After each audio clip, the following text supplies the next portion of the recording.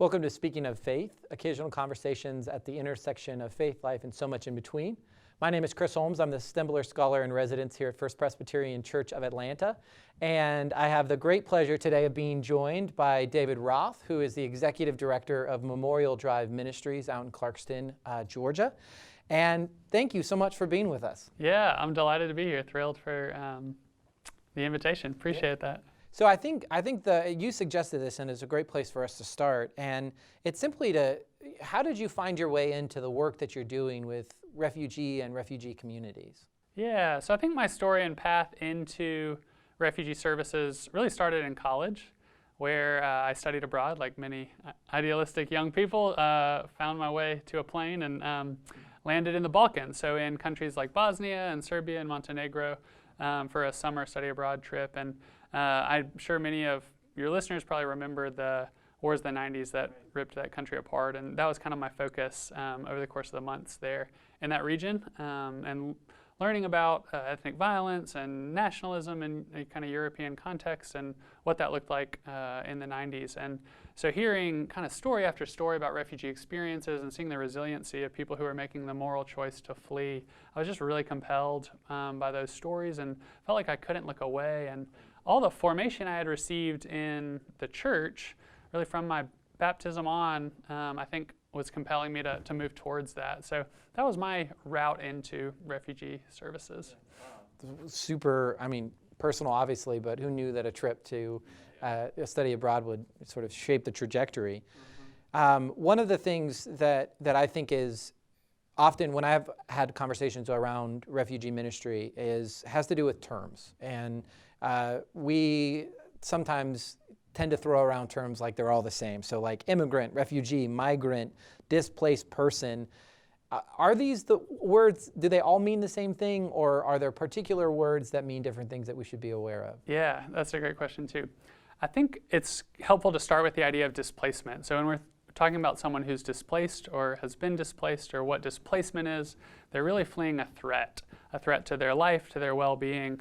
And so that's core to the idea of displacement. They're not moving as a tourist. They're not moving for an education or employment opportunity. They're not moving because they got married and they want to, join their spouse. They're really fleeing something. There's a strong push factor compelling them to leave their home and look for safety elsewhere.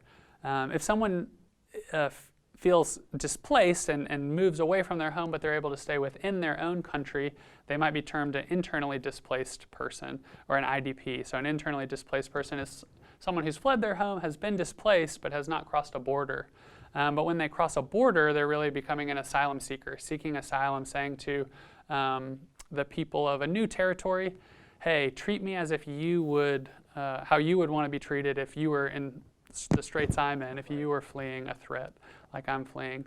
And a refugee, colloquially, a lot of times, you're right, we kind of use the term refugee for anyone fleeing war or danger or violence. But really legally, there's a kind of a more narrow legal definition. A refugee is an asylum seeker who's outside their country of origin, but is fleeing a threat of persecution, a well-founded fear of persecution based on race, religion, nationality, political opinion, or membership in a social group. So it really needs to be persecution based on those 5 criteria to meet that more kind of narrow legal definition of a refugee. Okay, super helpful distinguishing between refugees and displaced people.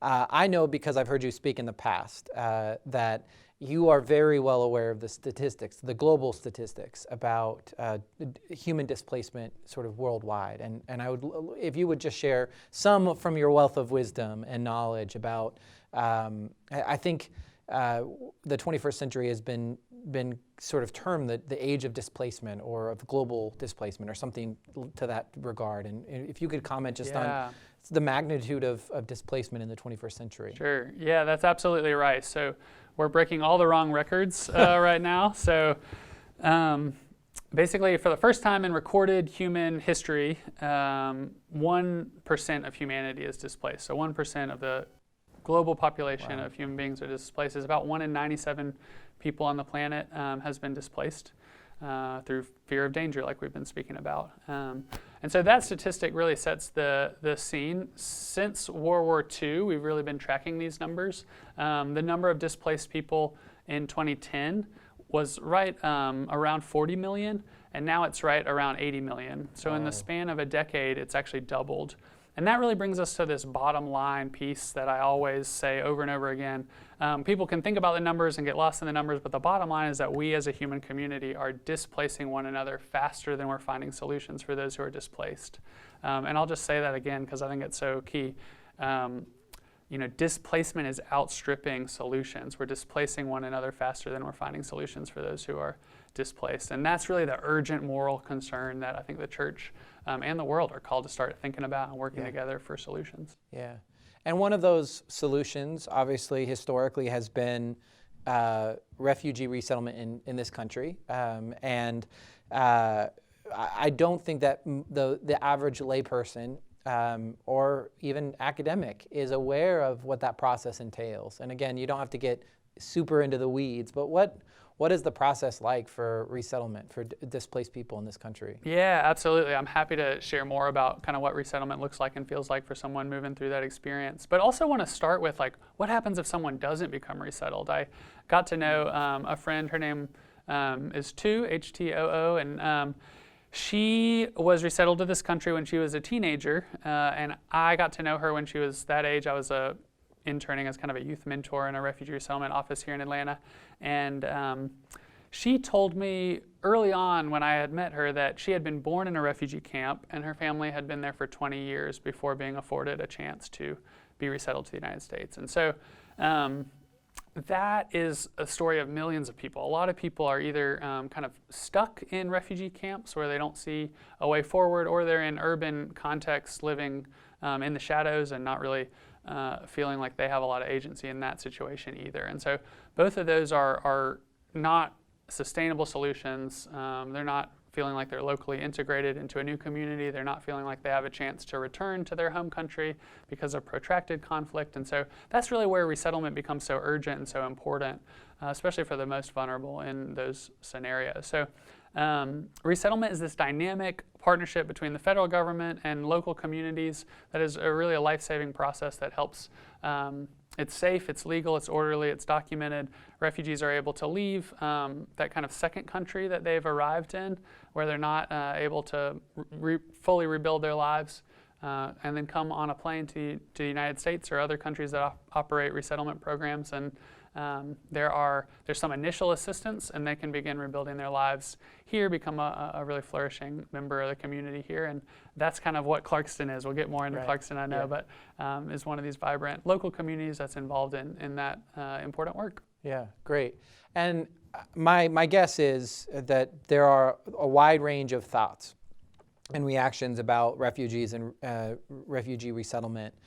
And my guess is you encounter a lot of misconceptions. And I wonder if you could speak just briefly about maybe some of those common misperceptions that you would want to correct, or even some of the surprising things that you would want to share with other people. Yeah, so two, that's great. One really important misconception that's worth kind of naming and talking through is refugees are actually the most screened immigrants to the United States. Of all the kind of immigrants, all the kinds of visas people can get. If you're coming as a refugee, you've been through really like at least 18 months worth of screenings. A lot of times that I've heard a lot of people say it's on average 18 months, but I've also never met a refugee who it wasn't longer than 18 months. So right. I don't know who's getting here faster than the 18-month screening. But so that screening involves everything from public health officials to counterterrorism and everything in between. And so it's a really rigorous screening process. And if any of those tests expire, you have to start the whole process over again. And so that's an important part to name, that the screenings are very, very extensive. And that's really a core part of the process that helps facilitate, again, safe, legal, orderly migration to the U.S. And then the other piece that is surprising to people is really the scale of what we're talking about. So of that 80 million displaced people in the world, about 30 million are refugees, and they stand less than a 1% chance of being resettled. So a very small percentage of refugees are being resettled. So it's not like these resettlement programs are taking in all of the world's refugees. It really shows that there are more people out there who need solutions. And again, the importance of the church being involved in leading that conversation, and the importance of gathering people around a moral vision for safety for those who flee violence. Yeah. Wow. Well, David, thank you so much for this conversation about refugee resettlement and some of the terms and the practices that you've helped clarify that for me, and I think for many of our viewers. And thank you as well for watching with us on Speaking of Faith. We hope that you'll join us with some more conversations about refugee ministry and what's going on in the Atlanta area.